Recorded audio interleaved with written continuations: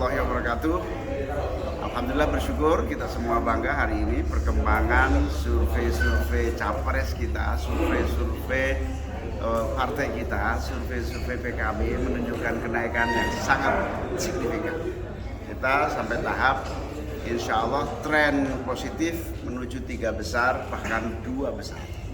Kesempatan yang baik ini mari kita gunakan untuk membesarkan DPC PKB Kota Medan, sekaligus caleg-calegnya harus semakin banyak, semakin aktif untuk mendekati dan merebut cinta dan hati rakyat Medan. Karena itu kepada seluruh kader PKB Medan, rakyat Medan, kita jadikan kesempatan untuk mencintai PKB, berharap masa depan PKB. Karena apa? PKB punya nilai, ajaran, komitmen, dan kerja keras untuk membuktikan Indonesia lebih baik di tangan PKB. Selamat berjuang, kita menangkan PKB di Medan dan Indonesia. PKB nomor 1. Trilogi dasar perjuangan kita. Yang pertama, kita punya basis taswirul afkar, kekuatan pemikiran, gerakan pemberdayaan, gagasan, dan pendidikan. Yang ini adalah fondasi kekuatan kita. Yang kedua, pilar kita adalah Nahdlatul Tujjar, gerakan ekonomi dan kemakmuran, pemberdayaan pelaku ekonomi yang sehat dan produktif. Pilar yang ketiga, Nahdlatul Wathon. Kita akan memberikan satu fakta kepada dunia bahwa Indonesia adalah kekuatan yang kokoh, mandiri, bersahaja dan berdaulat untuk menjadi bangsa terbaik di dunia yang akan datang.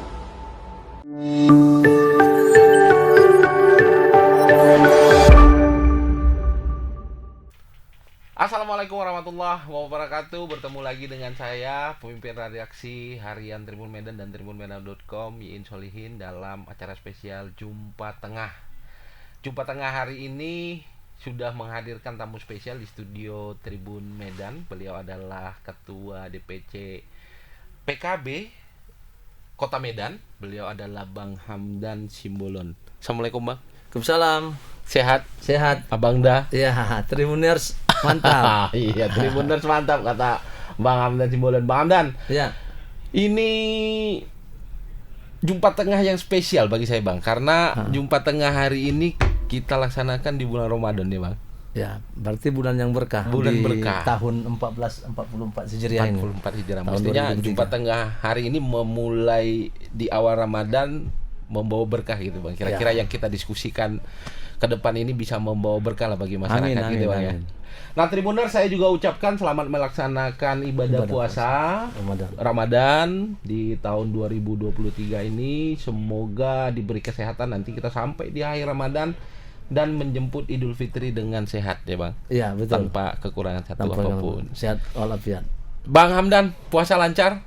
Insya Allah masih suasana puasa dan sampai full sampai full, masa insya Allah ya Bang. Sampai Ramadan. Berarti padat ini Bang ya. Terutama teman-teman PKB kan pasti punya jadwal sebulan penuh biasanya kan Bang. Ya, ada jadwal. Ada roadshow, ada Safari Ramadan, safari subuh berjamaah. Tiap hari itu Bang, berarti dijalankan. Ya, masing-masing bacalik kan melakukan itu di dapil masing-masing. Nah, kalau Abang kan ketua DPC Kota Medan berarti lebih besar dong. Besar lagi. Jangkauannya ya kan. Jangkauannya kita harus memang kulluhum, semua yang harus kita jangkau karena Medan ini jujur luas sekali, di 21 kecamatan, dibagi 151 kelurahan, lingkungannya ribuan, luar biasa ini. Makanya kita harus memang ekstra, dan memang untuk menjadi politisi itu yang menjadi pemimpin partai yang harus yang muda, energik, yang masih happy, bisa berpolitik, tampil beda, muda, bergembira gitu. Dan kriteria itu masih ada di Bang Hamdan. Ya kalau kita kan ya masih muda lah, beda, gembira. Nah, harus semangat masih ada itu kriteria itu gitu, di Bang Hamdan. Harus. Nah Bang Hamdan, ini pertemuan pertama kita Bang Hamdan ya. Siap. Di Jumpa Tengah. Tentu Tribuners pengen tahu lebih lanjut siapa sih Bang Hamdan Simbolon dan apa sih PKB itu dan apa kiprahnya di masyarakat Kota Medan khususnya. Nah, Bang Hamdan, awak dapat info Bang Hamdan ini rupanya pengusaha katanya, yang kemudian mencemplungkan dirinya ke dunia politik. Iya. Itu tahun berapa Bang mulai kemudian memutuskan diri untuk memulai di karir politik itu, Bang? Bukannya enak aja kita kalau jadi pengusaha ya kan, Bang? Iyalah. Kalau begitu masuk dunia politik kan makin tambah lagi yang kita pikirkan ya kan. Udah banyak bangsa dan tanggung jawab, negara ya kan, Bang. tanggung jawab Masyarakat, moral, beban, anggota, ya. organisasi gitu kira-kira, Bang. Semua. Tahun berapa Bang kemudian memulai karir di dunia politik ini, Bang? Ya. Terima kasih Bang Solihin yang telah mengundang kita di podcast Tribun News ini, luar biasa. Saya ingin menyampaikan tapak tilas perjalanan saya. Saya lahir di Barus. Di Barus itu pertama dalam sejarah masuknya ajaran Islam dan agama lainnya itu abad ketiga itu sudah masuk di Barus. Jadi saya lahir di sana.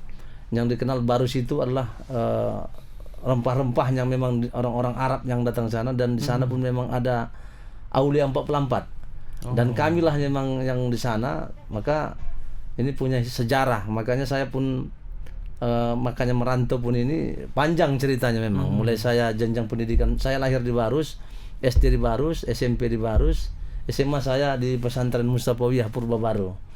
Nah, saya memang pada waktu itu ingin merantau lebih jauh sebenarnya. Saya sampaikan kepada mama khusus khotimah, mama saya almarhum N. Nasution sudah meninggal kurang lebih 13 tahun. Semoga husnul khotimah.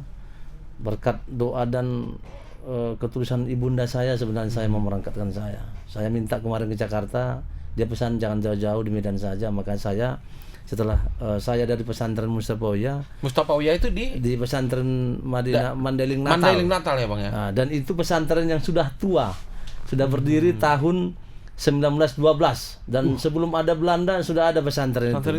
Banyak kita dapat kiromah, banyak dapat ilmu baik secara ilmu nahu, fikih, ilmu dalam Islam. Nah, banyak faedah-faedah yang memang saya dapat gali di situ sebenarnya. Nah, paham yang saya anut memang di pesantren itulah paham Nahdiyin. Ahlussunnah wal Jamaah. Jadi kami itu memang dari Barus itu pertama pun ada bendera NU itu dari Barus itu, dan kakek saya itu memang yang termasuk pendiri NU dari Barus. Jadi setelah itu luluslah pesantren, memilihlah Abang untuk ke Medan. Jadi pesan ibu waktu itu janganlah ke Jakarta gitu. Iya, jangan ke Jakarta, ke Medan saja. Nah, biar dekat mama nengok ibu gitu. Jadi saya pun dibekali cuma 200.000 lah saya memang waktu itu dari kampung. Pada tahun 99 saya bergerak dari pesantren tamat, saya masuk ke Medan. Di 99 saya dulu pertama kerja sama orang. Saya pernah. Bang, itu pesantren lulus SMA berarti, Bang? Ya, kebetulan saya kan sudah mengambil persamaan sana. Saya tamat SMP sana. Harusnya kan memang melalui dari bawah lagi karena memang saya makin bertambah umurnya kan seperti itu. Sementara di pesantren itu harus sampai kelas 7. Saya berhenti di kelas 5 itu mau masuk kelas 6. Jadi mungkin termakan usia nanti kok saya ikut pendidikan itu, maka saya hijrah ke Medan. Nah, sampai di Medan saya kerja di tempat ada di Semeraja, tempat Pak almarhum Tanjung itu saya buat prasasti dulu. Jadi mengukir, saya punya seni berarti kaligrafi. punya seni kaligrafi ini ya. Iya. Jadi karena kita memang hobi menulis Lughatul Arabiyah dalam huruf kopi yang lain-lain itu kan bisa kita ukir gitu. Karena dia langsung seni kaligrafi lah gitu dan bentuknya pahat, Bang ya, bukan tulis ya. Langsung kan ada yang manual, tulis kan, Bang ya. Yang manual pahat langsung diukir dalam. Enggak pakai mal itu, Bang? Enggak, dia hanya pakai tulis pensil gitu aja gitu ya. saja, itu kita ikuti alurnya. Jadi saya kerja sama orang itu ya, kok dilihat dari gaji tidak cukup. Namun kan kita jangan pernah kalau bekerja itu jangan karena gajinya, tapi kita dapat ilmu dari situ, itulah menjadi modal kita sebenarnya. Itu yang terpenting sebenarnya. Nah, perjalanan itu saya lakukan selama sampai 2023 saya tetap kerja itu. Dan minggu itu tidak pernah saya rasakan libur itu. Minggu itu saya kerja, saya dulu join dengan ada family kita main ikan dulu, main udang, itu saya kerjakan. Makanya enak rupanya begitu cari uang. Nah, pada masa itulah saya memberanikan diri setelah saya kerja sama orang, bagus saya buka sendiri. Saya minta setelah kita ini kan bagaimana meyakinkan orang. Ya. Dan alhamdulillah orang yakin dengan saya. Orang percaya dengan kita ya, Nah, Bang. disewakannya tempat, bahan nggak ada ini. Saya mikir, saya ambil bahan orang, ngutang dulu. Begitu laku nanti barang baru bayar. Nah, seperti Konsinyasi itu. lah gitu ya, Bang, ya. Itu dia. Jadi kolaborasi seperti itulah sistem dagangnya saya bangun waktu itu. Itu masih di seni ukir itu, Bang? Iya, masih di situ tahapannya. Namun di situ saya nggak punya uang. Sebenarnya waktu itu adalah abang saya, waktu itu kepala BPS. Bang, aku mau kuliah bang, cuman uang aku ada segini, 500. Udah kau pegang uang kau tuh, lapor aja kau sama Bahdin rektormu itu kan. Karena Bang Bahdin Nur Tanjung ini adalah rektor masa itu di Universitas Muhammadiyah Sumatera Utara. Kebetulan beliau itulah satu kampung dengan kita. Dari Barus juga. Barus juga. Jadi banyak yang sukses. Wali kota pun di Medan ini sudah pernah. Dari Barus. Dari Barus. Tahun almarhum AM Jalaluddin dulu tahun 1967 kurang lebih. Habis itu bermasa, habis itu Pak Tagalung, Rahmat Tagalung, suami almarhum Rosillas Tompul dulu masa itu. Nah, setelah itu masa berpasangan dengan Pak Marwan Jakfar. Nah, Bakhtar Jakfar.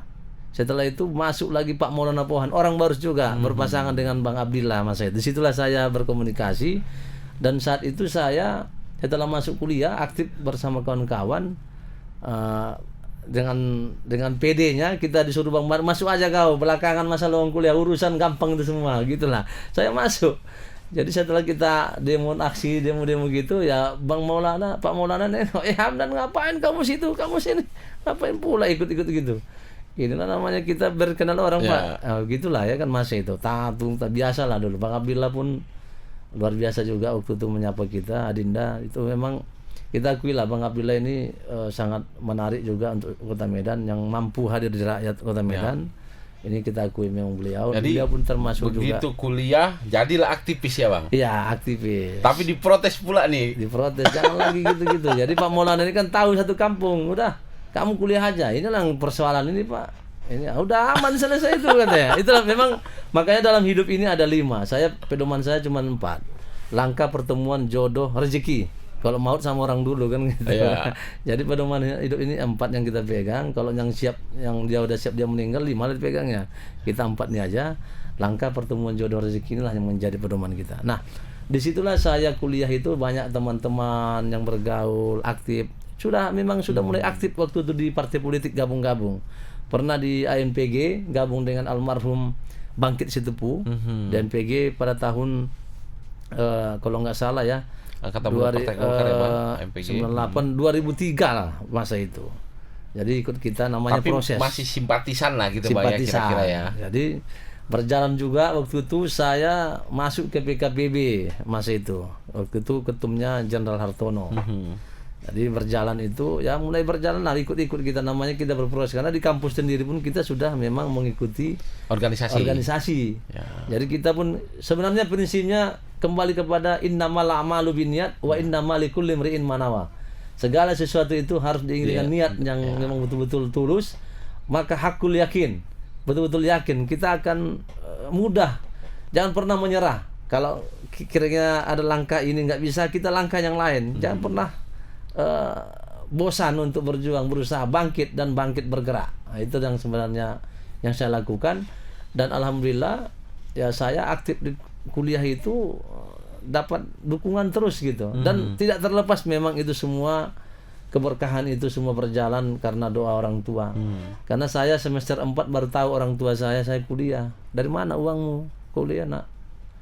Ya saya bilang itu berkat doa mama aja, mama tenang aja. Ini 2 orang ini saya kuliahkan, saya bilang. Jadi waktu itu adik saya yang perempuan saya kuliahkan di Pancabudi, di UPMI, satu lagi di Wisu. Yang sekarang dia sudah dosen di Thailand, Abdurrahman Simbolon, yang paling kecil. Saya bersaudara itu ada 9, laki-laki sebenarnya 4, tapi masa usia dia 2 tahun meninggal 1. 5 perempuan. Jadi saya anak kedua dari 9 bersaudara. Iya. termasuk keluarga besar, karena orang-orang dulu memang filosofinya seperti itu. Banyak anak, banyak rezeki ya, anak, Bang. banyak rezeki. Jadi mudah-mudahan saya tetap mendoakan orang tua saya, walaupun memang masa hidupnya dengan saya dia itu adalah semasa hidup orang tua kita itu tolong dirawat, karena itulah jembatan surga kita bersama orang tua, memudahkan semua langkah dan perjuangan cita-cita Ketika kita. mereka ridho, gampang jalan kita ya, Bang. Dimudahkan. Dimudahkan. Jadi makanya bagaikan kilat sebenarnya kalau kita didoakan orang tua ke kita pun sebaliknya seperti itu. Makanya dalam hidup ini kan yang kita tinggalkan, wariskan adalah yang kebaikan. Maka kalau kita muslim itu apabila kita tidak ada dunia ini kan ada 3 yang kita tinggalkan. Ya. Iza mata ibnu Adam in qata'a illa min salasin sadaqatun zariyah. Termasuk sedekah yang berterima, al ilmu yang tafa'ubi, ilmu yang bermanfaat, Dan anak ulang. yang soleh gitu ya. Anak yang soleh mendoakan orang tuanya. Maka inilah suatu keberkahan sebenarnya. Jadi saya ya dibilang sedih ya pastilah, namun tetap kita mendoakan dan dia pun melihat kita tetap dalam istiqomah, tetap menjaga akhlak, karena hidup ini kita yang terpenting adalah akhlak. Menjaga kejujuran itu yang terpenting, Bang Solihin. Betul, Bang. Nah, kemudian kaget lah orang tua ya kan, Bang. Tiba-tiba kok kuliah, Dari gitu mana kan? uang, Dari gitu ya. mana duit? Tapi akhirnya kemudian Abang menyelesaikan studi lah di UMSU ya, Bang ya. Lalu kemudian setelah itu lanjut jadi pengusaha atau kemudian Abang memang langsung bergeser ke dunia politik pada saat itu? Sebenarnya kan masa mahasiswa itu kita kan sudah memang ikut usaha. Saya pernah buka sendiri di Katamso dulu, Sungai Mati.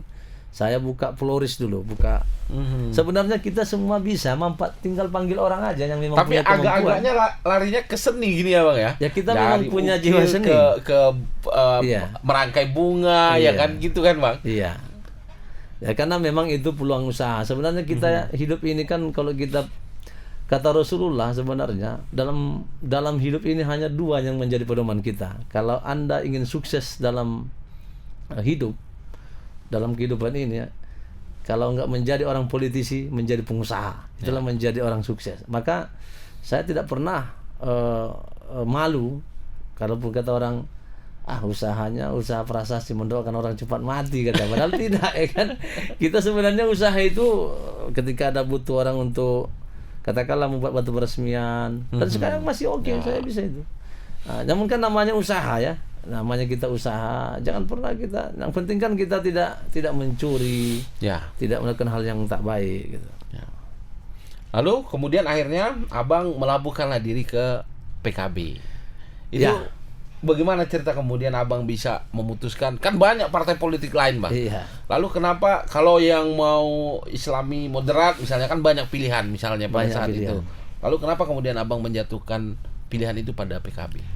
Jadi begini, kemarin tuh memang ada abang saya, ada Uluan Simbolon, pernah anggota DPR di Sumatera Utara. Dia adalah ketua pemuda Katolik Sumatera Utara, dan dia saya sering sama. Pada pemilu 2014, beliau kan mau maju untuk DPR RI dari Sumut 2. Ternyata dia satu, saya maju waktu itu di wilayah Tapteng. Nah, wilayah Tapteng saya maju dan saya ikut. Sementara dia di Medan dia nggak nyambung kan waktu itu. Jadi kenapa saya putuskan masuk ke PKB? Saya melihat secara girohnya saya, bahwa saya itu kan paham Ahlussunnah wal Jamaah.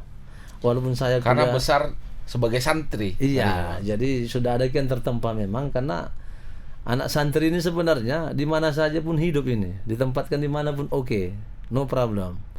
Nah, karena saya lihat memang banyak di situ anak-anak santri yang memang berkiprah di politik, maka saya pun melihat di sini memang tempat berlabuh saya untuk berpolitik. Jadi pada saat itu saya diamanahkan oleh ketua DPW masa itu, ketuanya Bang Ance. Dia menyampaikan Pak Hamdan ini cocoknya ini tim huru hara ini katanya. Jadi saya waktu itu diamanahkan menjadi ketua Garda Bangsa di DKC Garda Bangsa Itu di tahun Kota berapa, Medan. Bang?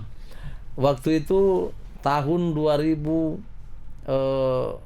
kalau nggak salah ya, di 2014 itu. 14. Nah, jadi 5 tahun jadi ketua itu dan saya aktif menjadi wakil ketua di PKB Sumatera Utara diamanahkan.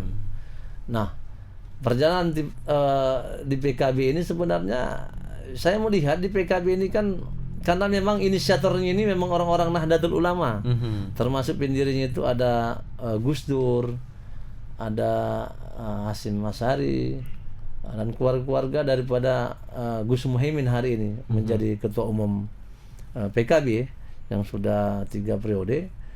Ya semua itu turunannya itu memang santri semua yang betul-betul punya akhlak berpolitik, karena PKB ini lahir dari ulama untuk bangsa Indonesia. Karena berpolitik PKB ini, Partai Kebangkitan Bangsa ini berpolitik rahmatan lil alamin. Jadi ada rahmat untuk semua. Makanya lahirnya PKB ini kan di Jawa Timur. Setelah untuk menuangkan pokir-pokirnya ada di kaum Nahdiyin, maka adalah dilahirkanlah dari rahim Nahdlatul Ulama ini PKB untuk umat. Nah, gitu. Baik. Nah, di situ mulailah Abang kemudian berkarya untuk PKB. Ya. Sampailah kemudian akhirnya menjabat sebagai ketua DPC untuk PKB Kota Medan. Iya. Jadi perjalanan ini kan tidak semua proses itu cepat kita capai. Namun dengan kegigihan dan kepercayaan kita sebenarnya ini kan suatu kiromah ini, artinya diberikan Allah jalan, tidak bisa kita sangka-sangka. Ya.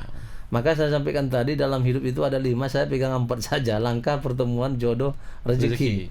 Jadi saya bekerja ikhlas saja, tidak ada merasa ada beban, tidak ada ya happy. Karena saya kan memang ya masih muda lah, muda beda gembira gitu. Pokoknya ya berpolitik ini harus happy, nggak bisa. Jadi kalau nggak pandai kita memang stres kita ya, Wan. Aduh, nggak kuat iman.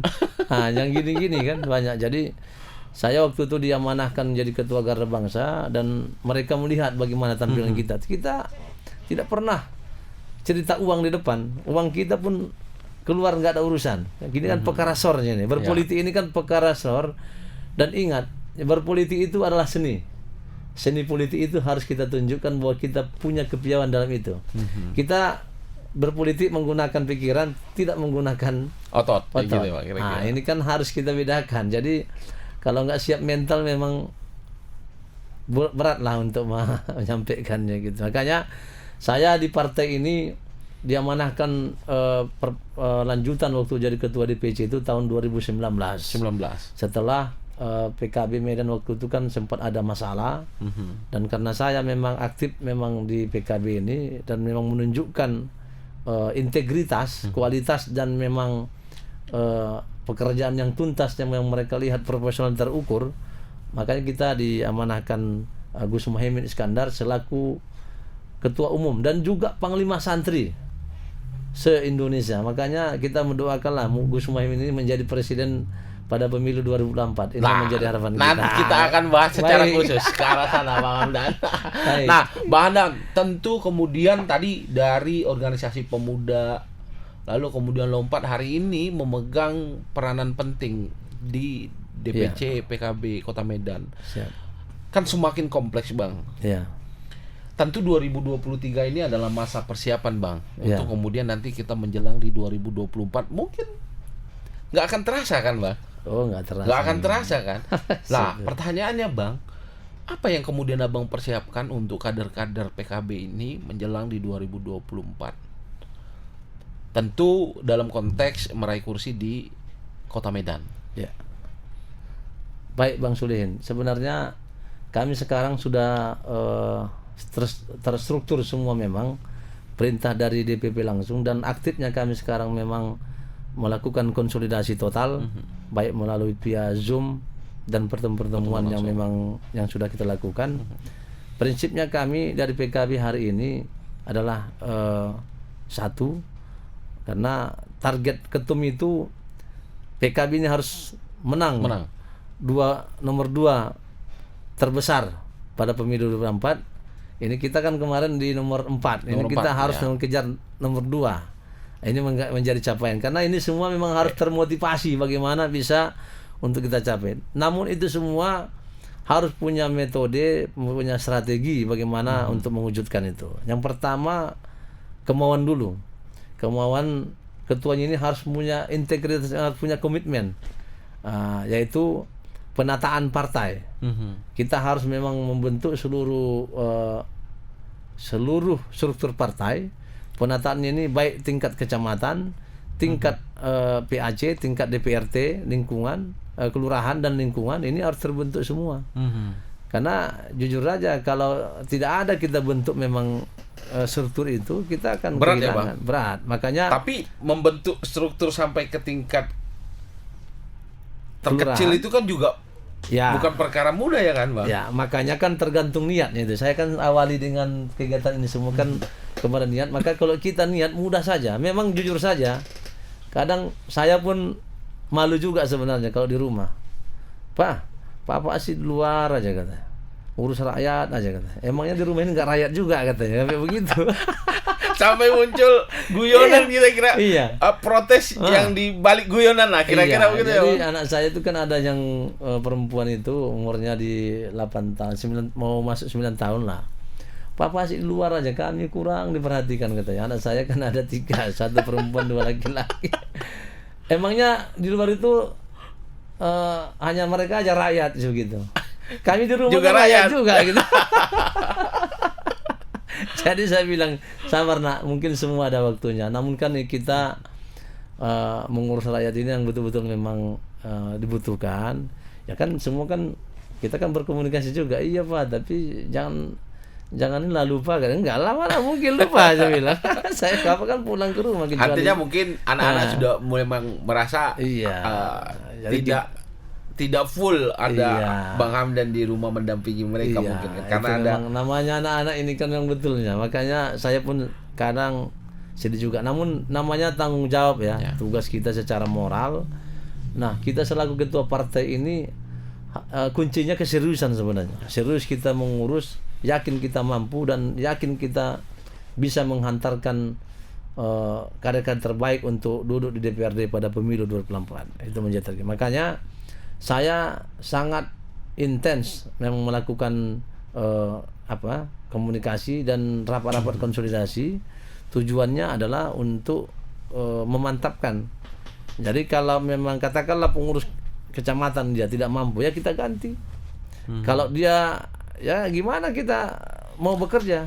strategi partai nggak dan Ya, kebijakan partai nggak akan bisa sampai kalau Nggak orang ini sampai. tidak bisa Iya. menjalankannya kan begitu Iya. ya Bang kira-kira. Makanya kita pastikan memang kita diberi kewenangan penuh untuk menata ini, tujuannya untuk memantapkan kader.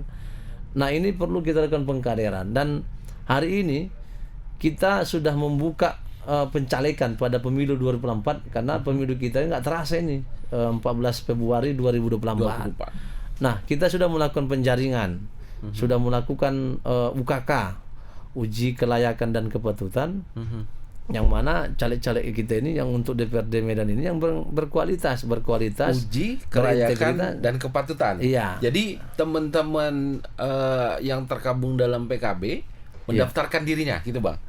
Yang Setelah dari mendaftarkan diri, ikutlah dia tadi iya UKK. UKK. Iya. Jadi di UKK inilah kemudian dilakukan penyaringan untuk caleg yang nantinya mewakili PKB. Kira-kira Iya. begitu Bang. Betul.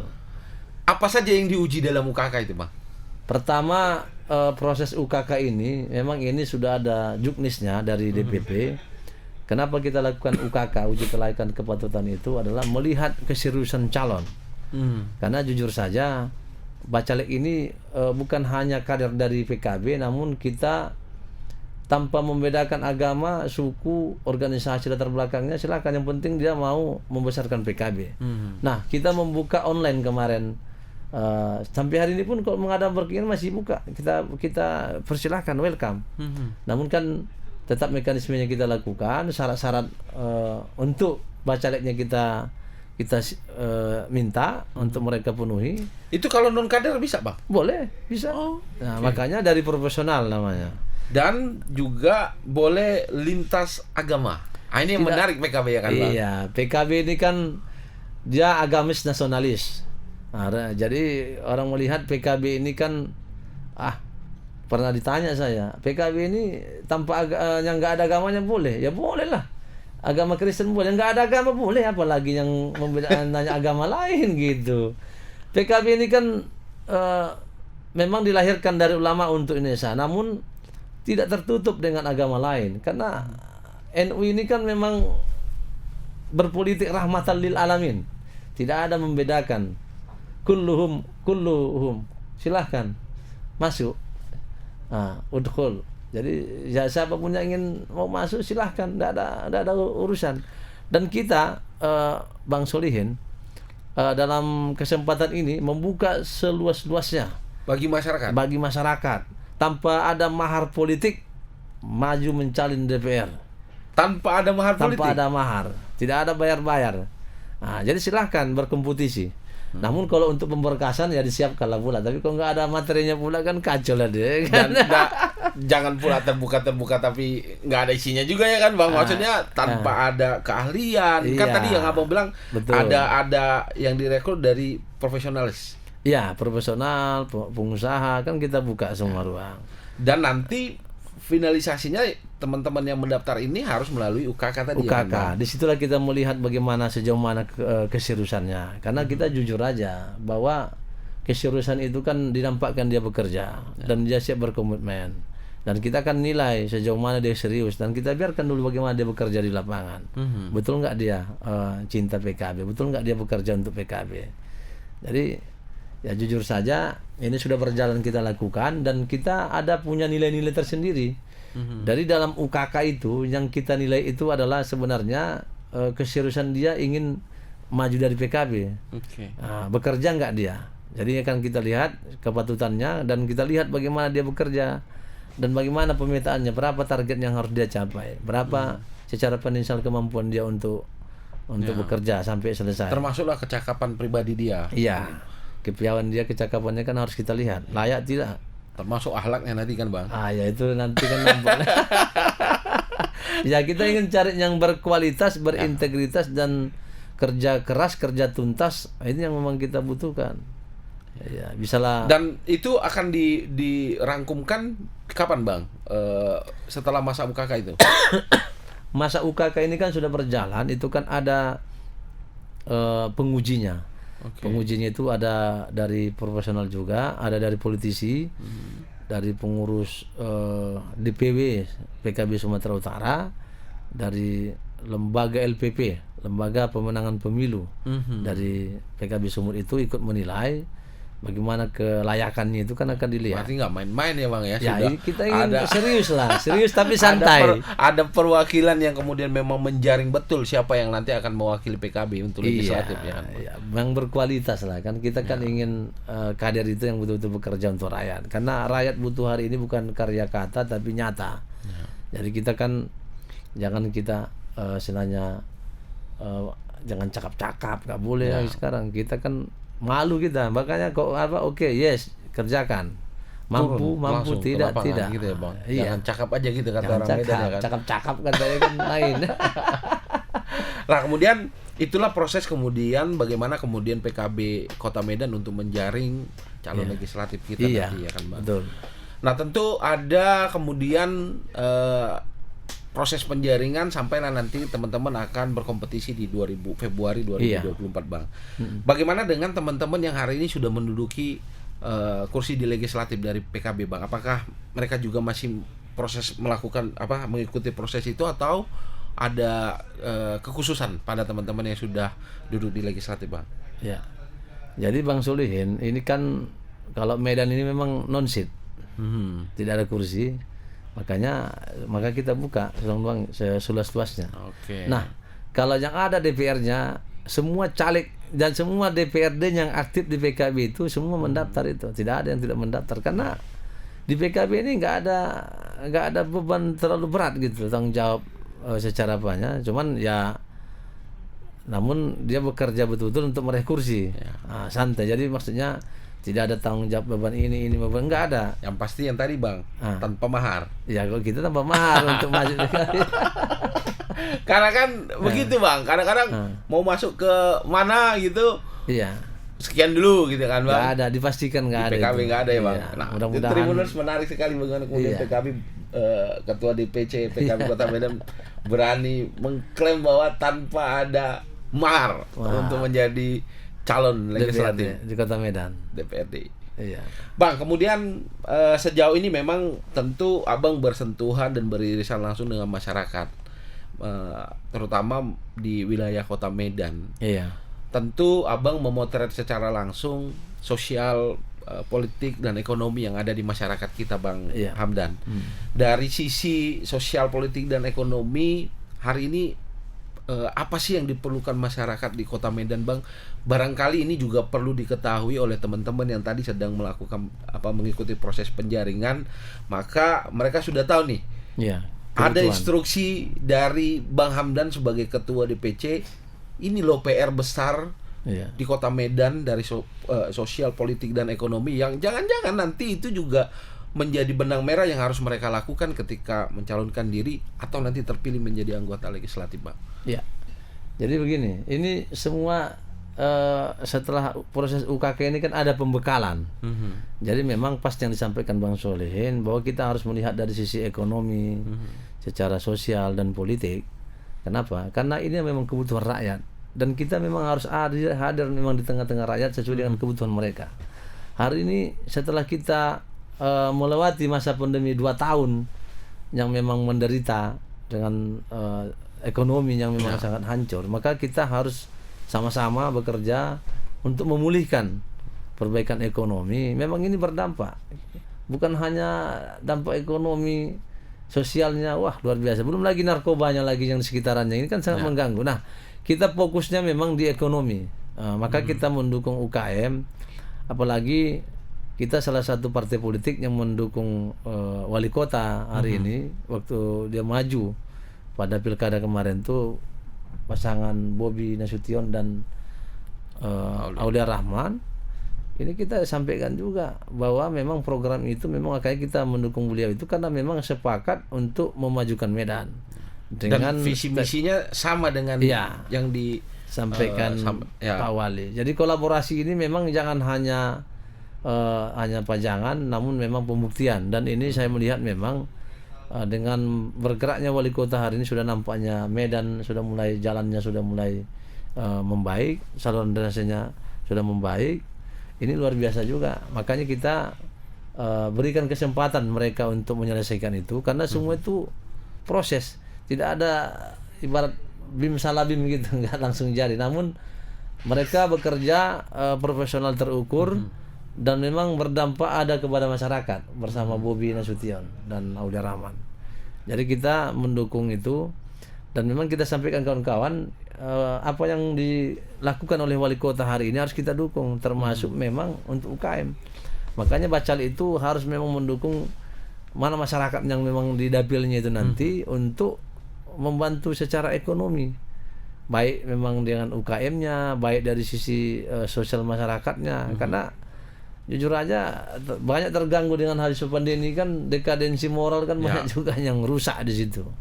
Jadi ini perlu kita perbaiki bersama-sama karena ini bukan kerja kelompok namun sama-sama ya, untuk membalikan mental itu. Dan sisi politiknya memang ini gonjang-ganjing politik ini kan pasti ada, semua kan ada ya, mungkin ada strategi untuk ini itu ya kan macam lah. Jadi namun semua kita ambil yang nilai positifnya saja. Jadi berpolitiklah yang santun dan betul-betul tidak saling menjelekkan satu sama lain.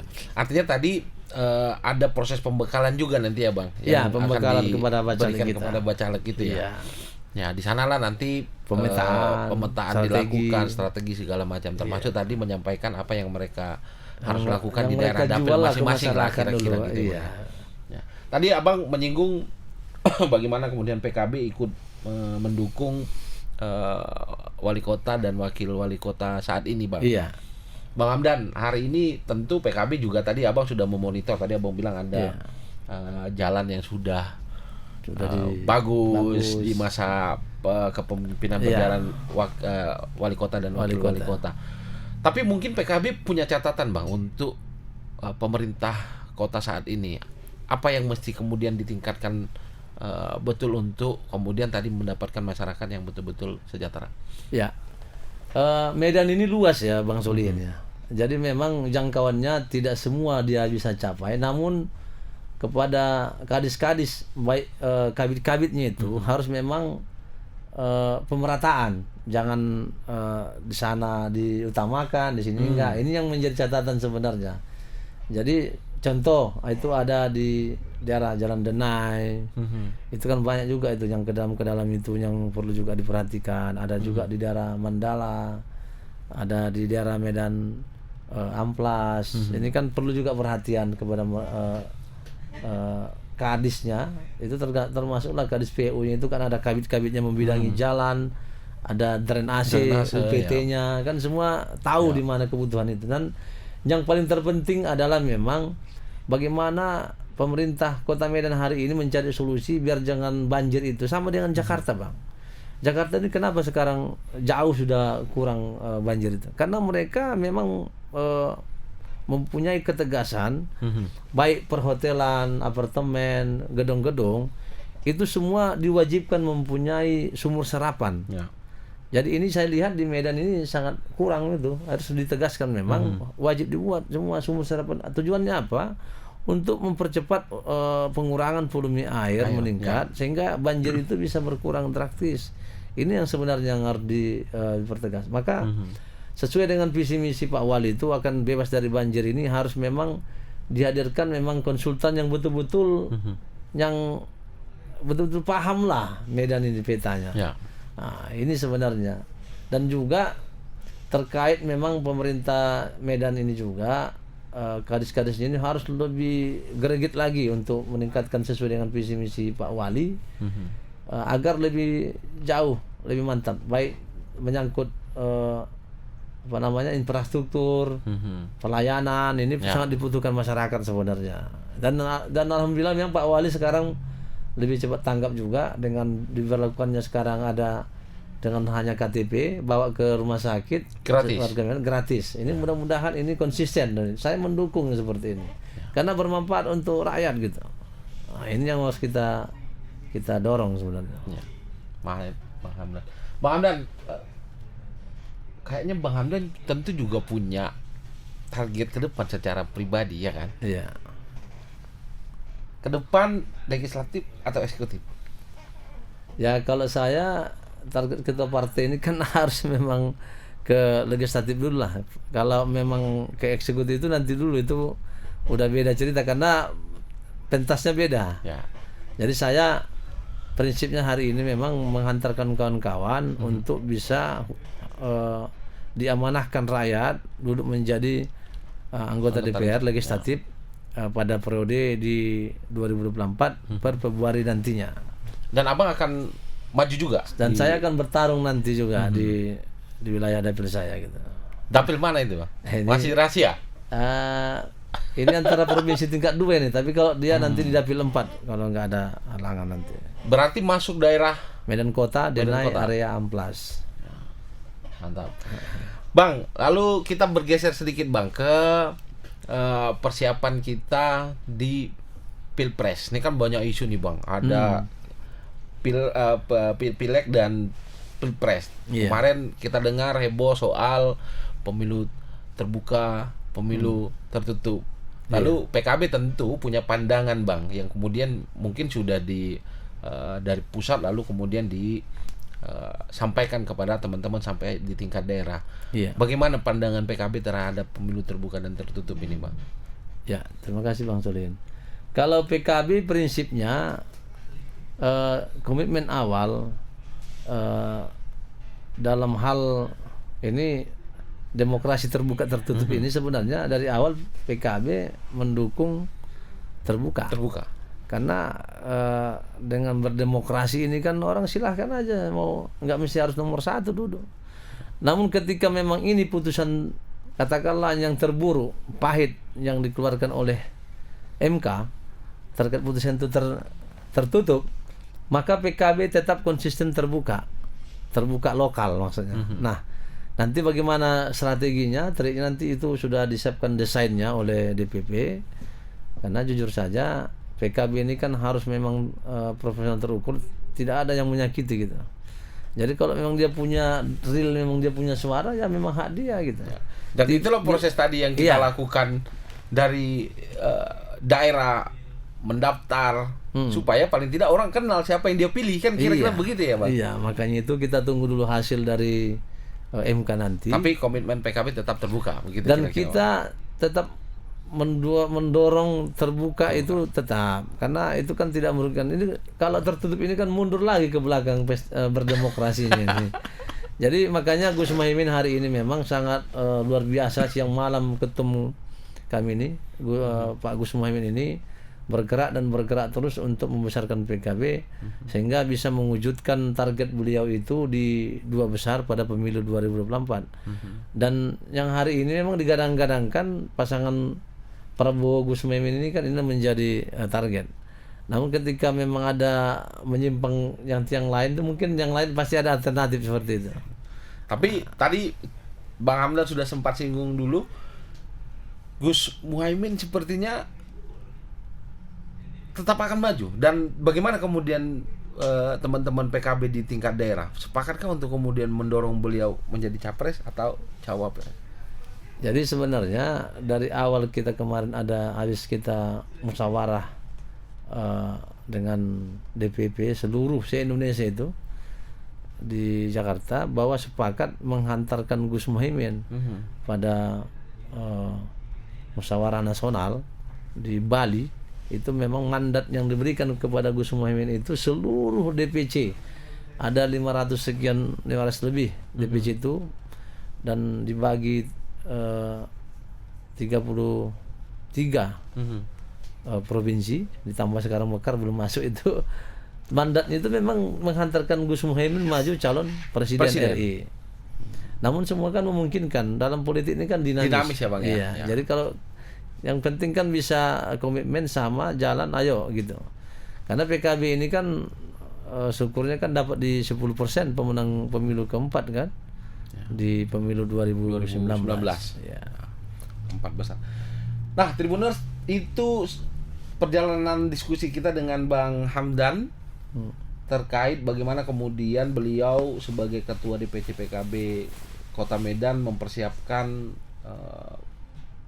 pesta demokrasi kita di 2024. Iya. Nah, Tribuners, saya mengajak untuk terus mengupdate informasi melalui 2 platform pemberitaan kami, Harian Tribun Medan dan tribunmedan.com. Lalu informasi terkini juga dapat diakses melalui sosial media kami, baik di YouTube, di TikTok, di Facebook, dan Instagram. Bang Hamdan, sebelum kita mengakhiri jumpa tengah kita hari ini, tentu Bang Hamdan punya harapan kepada para calon legislatif yang sedang kita persiapkan dan mempersiapkan dirinya untuk kemudian nanti menjadi perpanjang tanganan masyarakat di legislatif. Lalu kemudian ada PR besar menghadapi Pilpres nanti, bagaimana kemudian menjadikan Gus Muhaimin sebagai calon presiden nantinya, menghantarkan beliau. Lalu ada peran penting lagi partai memantau bagaimana pemerintahan bisa berjalan sebagai bentuk pengawasan. Bang Hamdan, apa yang ingin Abang sampaikan kepada teman-teman kader PKB supaya 3 hal yang tadi kita sampaikan dan kita bahas tadi bisa berjalan dengan sebagaimana mestinya, Bang? Baik. Ya, harapan kita semua, termasuk kita selaku Ketua DPC PKB Kota Medan, meminta kepada seluruh kader-kader yang memang ingin bertarung bersama, berkompetisi untuk maju menjadi anggota DPR Medan, tunjukkan karya kerjamu yang baik, tunjukkan kepada masyarakat mampu hadir di hati rakyat, mampu bekerja profesional terukur, kerja keras, kerja cerdas, kerja tuntas. Inilah bisa yang kita lakukan kepada masyarakat, karena rakyat hari ini butuh karya nyata, bukan cakap-cakap. Maka dari hal yang kecil lakukan. Jadi pengenalan partai itu bukan harus besar-besar, dengan pakaian begini saja pun ada menunjukkan oh ini PKB. Jadi lakukan terus pendekatan dengan masyarakat. Pertama, yang paling utama dari keluarga, sahabat, saudara, tetangga, ini yang perlu kita lakukan. Dan tanamkan niat betul-betul ingin bekerja, berbuat untuk rakyat, bukan untuk pribadi, namun kita ikhlas untuk bekerja untuk orang banyak. Karena yakin dan percayalah, Tuhan punya jalan bagi kita yang bekerja tulus, dan akan diberikannya kesempatan kepada kita menjadi wakil rakyat yang amanah, dan mudah-mudahan bisa tercapai. Dan satu hal yang penting lagi, mohon doa restunya dari orang tua yang masih ada, dan istrinya mendorong dan mendukung kita maju menjadi wakil rakyat di Kota Medan. Dan saya hakul yakin Medan akan bekerja baik bersama PKB Kota Medan, akan mewujudkan satu praksi untuk Kota Medan, PKB nomor 1. Mudah-mudahan PKB maju, satukan Indonesia untuk membesarkan Indonesia, memantapkan Indonesia bersama PKB, berpolitik rahmatan lil alamin. Baik Bang Hamdan, terima kasih Bang Hamdan. Nah Tribuners, sampai kita di ujung acara Jumpa Tengah hari ini. Terima kasih sudah menyaksikan Jumpa Tengah dengan bersemangat kami tadi menyampaikan acara ini. Kemudian Tribuners, untuk di kedepannya Jumpa Tengah akan menghadirkan berbagai narasumber spesial lainnya dengan tema-tema yang berbeda. Terima kasih sudah menyaksikan Jumpa Tengah hari ini. Assalamualaikum warahmatullahi wabarakatuh. Selamat menjalankan ibadah puasa. Assalamualaikum warahmatullahi wabarakatuh.